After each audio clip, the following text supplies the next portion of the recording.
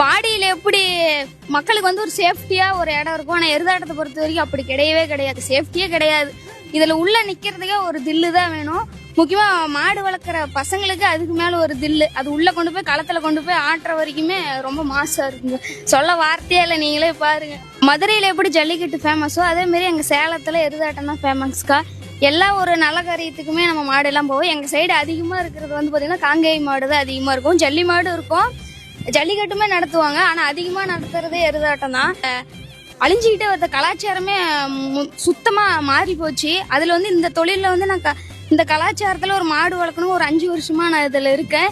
இருக்கு ஆனா கம்மியாயிட்டே தான் வருது. அதனால இருக்கு இதை வளர்த்திடணும் அப்படிங்கிறதுக்கோசரமே எவ்வளோ கஷ்டப்பட்டு எவ்வளோ அசிங்கப்பட்டு எந்த இடத்துல தனக்கு விழுந்தாலும் ஒரு எப்படி சொல்றது ஒரு மோட்டிவேஷனா மற்றவங்களுக்கு இருக்கணும் அப்படிங்கிறதுக்கோசரமே இன்னுமே நான் இது விடாம கடைசி வரைக்குமே அது போகும். இதை விடுறதான் ஐடியாவே இல்லை.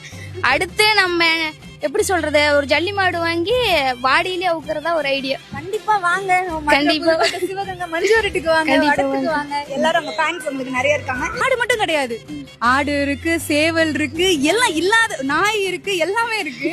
இன்னும் ஒரு குதிரை வண்டி தான் இல்லை, அதுவும் சீக்கிரமா வாங்கி ரைடிங் போட வேண்டியது தான். கண்டிப்பா நீங்களும் 2 பேரும் கண்டிப்பா. ரொம்ப